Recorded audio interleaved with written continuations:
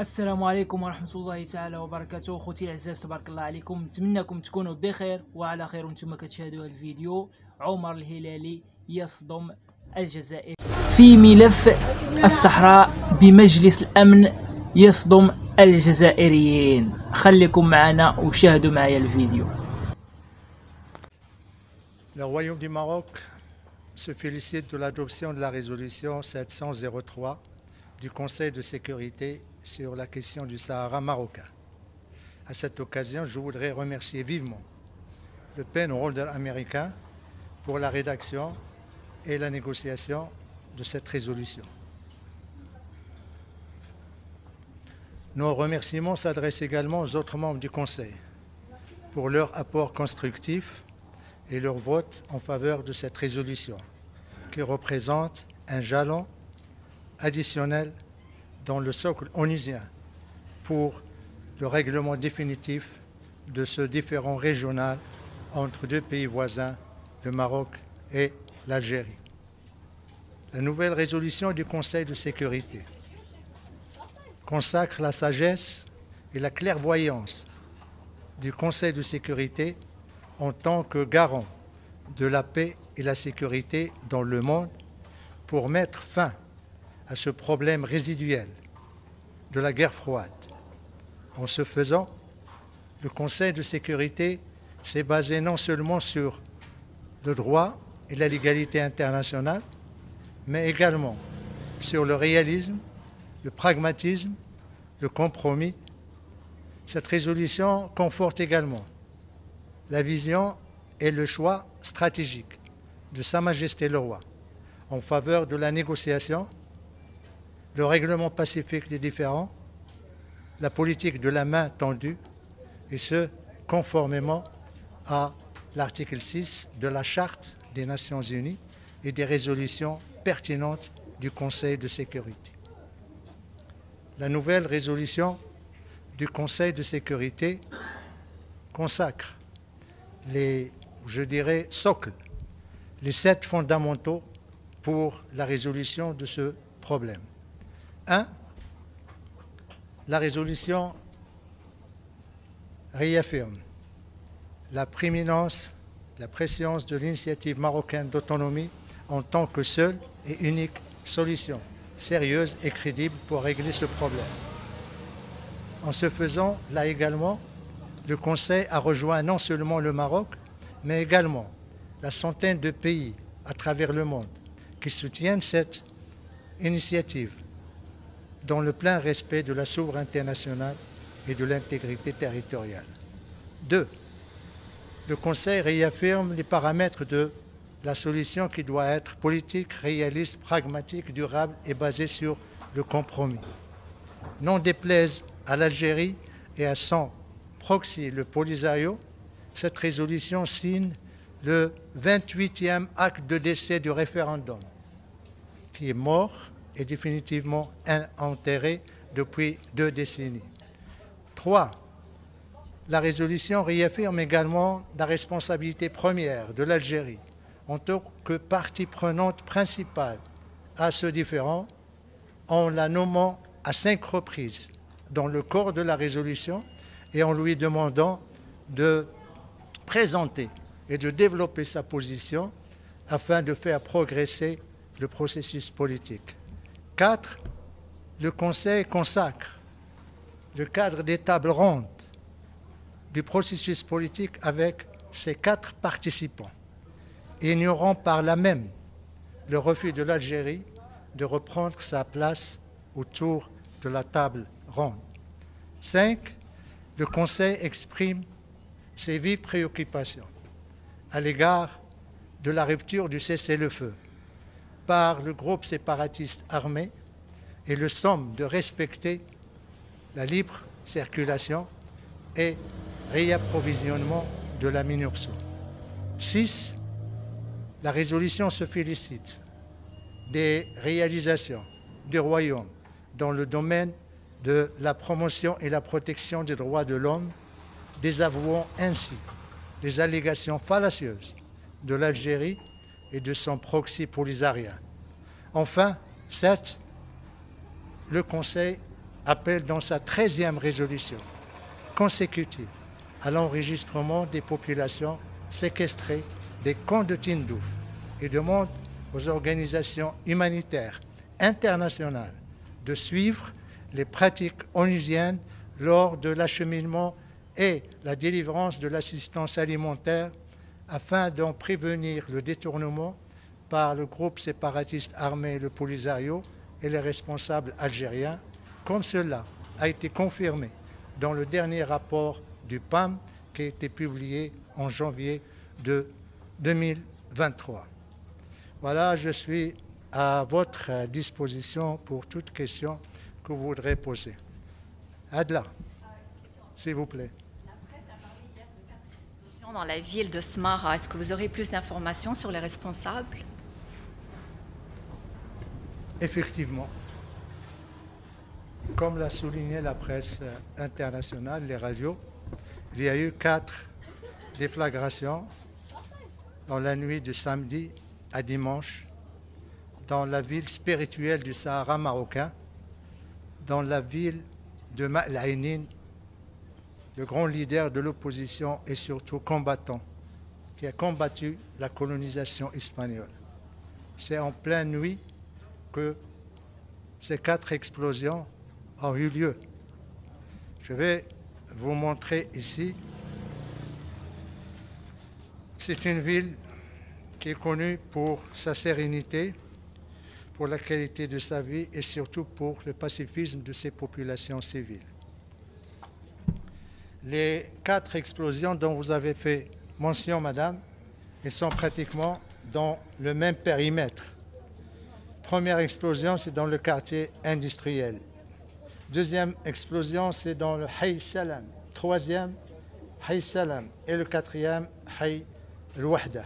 Vous voyez, c'est pratiquement la ville et sa périphérie. Il n'y a aucune installation civile, comme vous pouvez le constater dans la première explosion dans le quartier industriel. Il n'y a aucune installation ou site militaire ni quoi que ce soit. Deuxième, Hay Salam également, vous voyez des bâtiments, vous voyez des rues, vous voyez des terrains vagues. Troisièmement, Hay Salam, vous voyez, c'est les constructions, pratiquement. Et Hay Nahda également, vous voyez des bâtiments, des rues. Ben, c'est dans ces quartiers que ces explosions ont eu lieu. Nous déplorons malheureusement un martyr, un jeune garçon de 23 ans qui s'appelle Hamza, qui est venu, qui ne vit même pas là-bas, qui est venu voir sa tante pour demander la main de sa cousine. Il vit en France, dans la ville de Tarbes. Il est venu avec sa mère pour construire un avenir avec la femme de son cœur ou la fille de son cœur. Malheureusement, le destin on a décidé autrement, ou je dirais ceux qui ont organisé, perpétré ces explosions lâches, ignobles, en ont décidé autrement. Nous déplorons également 3 blessés, dont 2 dans un état grave et qui se trouvent encore aux urgences à l'hôpital militaire de Laayoune. Immédiatement après ces explosions, qui ont eu lieu pratiquement vers minuit, minuit 30, la MINURSO a été avisée. Et comme vous le savez, la MINURSO a également des postes d'observation à Smara. Ils sont venus immédiatement. Ils ont constaté que les explosions ont eu lieu dans des quartiers civils, des maisons civiles, un mort et des blessés civils. Et bien sûr, ils vont faire leur rapport au quartier, ici le headquarter, au secrétariat de l'ONU. Et bien sûr, le Conseil de sécurité sera saisi par ce rapport. Les autorités marocaines, de leur côté, ils ont demandé à ce qu'il y ait, à travers le procureur général, auprès de la cour d'appel de Laayoune, qui a demandé à ce qu'on diligente, la police judiciaire de diligenter une enquête afin de vérifier ou d'identifier les détails scientifiques, mais également balistiques de ces explosions. Le Maroc est un pays légaliste. Pour le moment, nous sommes dans la phase de l'enquête, de la collecte d'informations. Nous n'accusons personne parce que tout simplement, nous attendons les résultats probants de cette enquête. À ce moment-là, nous agirons. Mais nous ne pouvons pas ignorer qu'il y a un faisceau d'indices qui sont là également probants. Les faisceaux d'indices, il n'y a pas un, il n'y a pas deux, il n'y a pas trois, il y en a plusieurs, et qui versent pratiquement vers la même direction qui s'est prononcée elle-même. Le premier indice, c'est le communiqué qui a été publié par le groupe séparatiste armé, le Polisario. C'est le communiqué 901, où il est dit que, là j'ai le communiqué en français, où il est dit que c'est ce qu'ils appellent l'armée de libération sahraoui a ciblé 3 régions. Le Mehbes, Smara, Farsia. Smara, il parle de l'explosion et de projectiles qu'ils ont lancés dans la nuit de samedi à dimanche. Premier indice. Et là, c'est un communiqué officiel du Polisario. Deuxième indice, lorsque les radios et les télévisions du monde, les agences de presse ont commencé à parler de ces explosions, le Polisario, et en le citant, à aucun moment, il n'a démenti. En l'absence de démenti de sa part, tout le responsabilise et tout indique que, effectivement, son silence confirme que c'est eux qui sont derrière ces explosions. Comment pourrions-nous qualifier tout en attendant les résultats et les conclusions de l'enquête de la police judiciaire de la Younes Mara? Nous savons que le droit international, le droit humanitaire international, les résolutions des conseils de sécurité qualifient toute attaque ou tout ciblage des civils, des villes civiles, comme acte terroriste, comme acte de guerre. Et bien sûr, ça suppose des conséquences et des responsabilités. Pour le moment, tout ce que nous pouvons dire, c'est que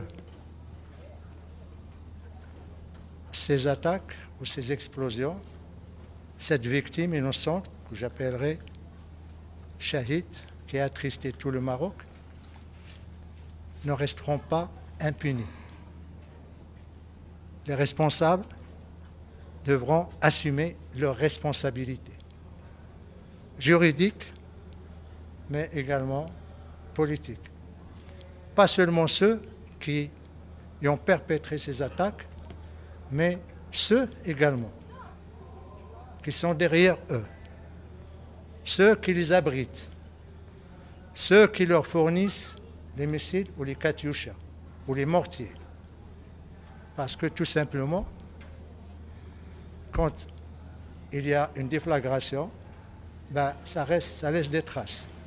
Ça laisse parfois des indices techniques de l'origine qui va permettre au Maroc la traçabilité de l'explosif et la traçabilité du missile, du katyusha ou du mortier. À ce moment-là, le Maroc prendra les décisions qui s'imposeront et tirera les conséquences et les conclusions qui s'imposent. Et bien sûr, le premier à en tirer devra être le Conseil de sécurité, dès lors qu'il aura un rapport détaillé de la part de la MINURSO. La MINURSO est là pour superviser le cessez-le-feu. Le cessez-le-feu a été rompu il y a maintenant 2 ans, quelques mois. Il y a une responsabilité et nous attendons à ce que ce rapport soit rendu public par les Nations Unies afin que tout le monde sache qui cible les civils, qui tue les innocents, qui déstabilise la sécurité dans la région et qui risque de provoquer des drames sur l'ensemble d'un embrasement de la région. Tout le monde doit savoir ça et la communauté internationale, bien sûr, doit juger de ce qui s'est passé.